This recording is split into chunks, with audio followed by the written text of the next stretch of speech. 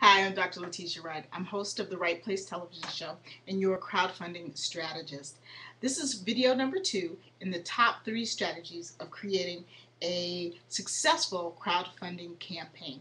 Now, as the host of the Right Place television show, which is in on Los Angeles television on DirecTV, I always talk about how to start your own business, how to grow your own business, and the things that help make people successful. I interview successful people and they have some great things to share with everyone.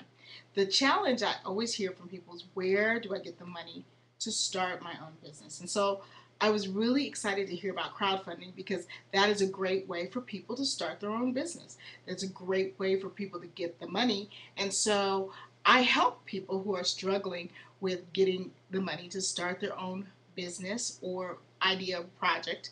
And I'm able to get them fully funded in about 90 days or less. So crowdfunding is a great new strategy to use if this is what you're trying to do. I had a friend that a couple of months ago had a stroke, and he was very, very blessed in that it was a brain bleed and not a full on stroke. But as you know, strokes come in wide ranges of damaging the body. A simple brain bleed can put a few functions, out of whack, but a major stroke can cause, your whole left or whole right side to be paralyzed, can impair speech, can impair your ability to communicate.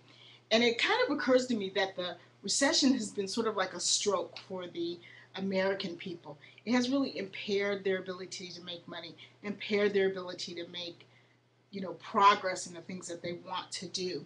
And what happens with a stroke is when you get a stroke, you have these different feelings. Most people report that they feel differently. They can tell that something is happening. They can see eyesight fading. They can hear their communication changing as it's happening. Because it's a brain bleed in the head, you're not going to see any outside symptoms, but their brain is perceiving things very, very differently as it's actually happening. And for American, we are looking at things and saying, oh my goodness, the way to make money has completely changed. So when you're recovering from a stroke, one of the things that you have to do is retrain your brain or get some more neurons to help you rewire so that you can do what you have to do. Full recovery is possible in most cases, and that's the same thing for our economy. But we've got to use some new pathways, some new strategies to really be able to get up and walk again. So my friend is doing very well. He's retraining himself. He can walk without a cane and he can talk without a cane, but he does have to use more of his mental capacity to walk. It's not exactly the same thoughtlessness that most of us have, but he is retraining himself to have a normal gait and to get it back. And so crowdfunding is sort of like a different way of training us to raise money for our businesses. And so I'm really excited to kind of share that with you. So this is the number 2 strategy that you need to have a successful crowdfunding project. And it is really about making sure that you have the right rewards for your tribe. Now, what does that mean? Your tribe is the people that will buy from you. They support you. They respond to you. They're really into what you're doing. And to get money in exchange in crowdfunding, we usually give a reward. You can set the system at different rates. You can set it at any rate you want to set it at. It's set by the person setting up their crowdfunding program. And for every level of giving, you will give a gift. Well, the important thing is to give a gift that's, number one, related to what you're doing to raise the money, and is something that your tribe will want. You've got to bring those two things together. So you may have a book that you could give your tribe in exchange for giving you $25.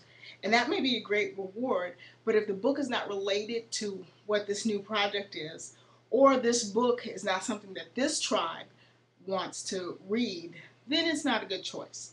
So creating a really special reward is so, so important. You just gotta do that. You want to create the rewards because, quite frankly, it helps you raise the money.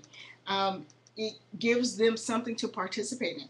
They're giving money and you're getting something back. And there's always just a cool exchange, and everybody is happy. They feel like they've participated and they've gotten something in exchange. So your reward system is super important. Now you can name as many rewards as you want. You know, you need to start out with 3 to 5 to make it good, but actually you can do rewards at any level. And the rewards can even be an experience. I have one client who is a musician. He is crowdfunding for his new album, and one of his rewards is you can actually get a private concert with him. He will come in, create the private concert, whether it's in your home, whether it's at a venue. You create the concert. If you want to turn around and invite your friends, if you want to sell tickets, all of those things are possible. So it's an experience. His tribe will buy that because they want more events. They want to see him in concert. They want to experience him.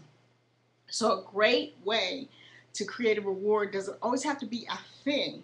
It can be an experience. And I think a lot of people, forget to explore that part. What experience with your tribe can you give them? What experience, how would they like to spend time with you? What do they really want from you? And that's something that you really got to learn. It's sort of like a PBS drive. You know how the PBS has a speaker, and then they usually have this package. If you buy my tapes and books, you get this and that.